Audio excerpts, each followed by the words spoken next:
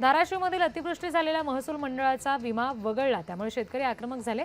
आमदार तानाजी सावंत यांनी मतदारसंघातील शेतकऱ्यांच्या अडचणींकडे लक्ष द्यावं अशी मागणी केली गेली आहे।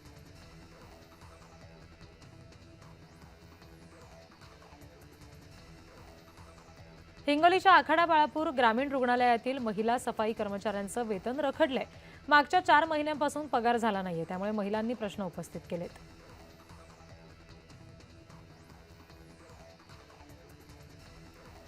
राज्यामध्ये खतसाठा मागणीप्रमाणे उपलब्ध आहे, त्यामुळे शेतकऱ्यांना काळजी करण्याची गरज नाही अशी माहिती कृषी मंत्री दत्तात्रय भरणे यांनी दिलेली आहे।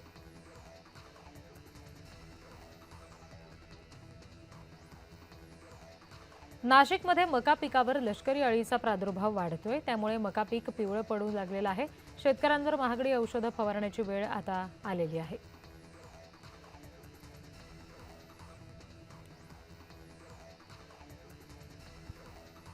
चांदवड तालुक्यात मेथी आणि कोथिंबीर पीक संकटात आहे। सततच्या पावसामुळे शिंगवे परिसरात लावलेलं पीक वाया जातंय।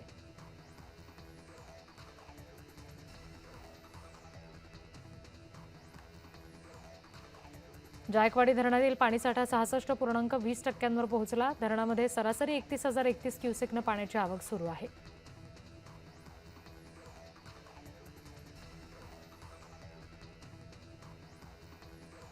वाशिम जिल्ह्यातील मेडिशी बायपासवर ट्रकचा अपघात झाला। हैदराबादवरून दिल्लीकडे जाणाऱ्या झेंडूच्या फुलांनी भरलेला ट्रक उलटला।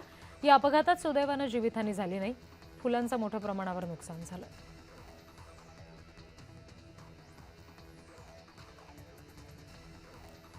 आखाडा बाळापूर ते बोल्डा फाटा मार्गावर सुरू असलेल्या रस्त्याच्या कामामुळे एसटी महामंडळाची लालपरी चिखलात अडकली।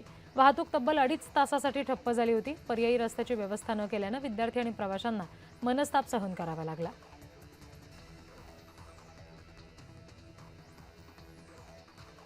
सिंधुदुर्गातील बाबा धबधबा सध्या ओसंडून वाहतोय। धबधब्याच्या पायथ्याशी मोठी गुहा आहे आणि हा धबधबा इतर धबधब्यांपेक्षा वेगळा आहे, त्यामुळे पर्यटकांची गर्दी इथे होती।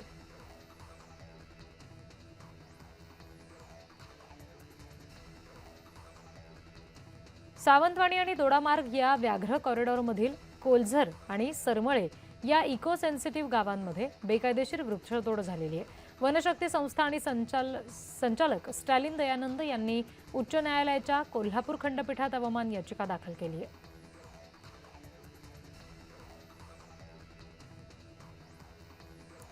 अमरावतीमध्ये धान्य वितरण करणाऱ्या ट्रकचा अपघात झाला। या अपघातात ट्रकनं 2 ते 3 दुचाकींना धडक दिल्याची प्राथमिक माहिती समोर आली आहे। सुदैवाने या घटनेमध्ये कोणतीही जीवितहानी झाली नाही।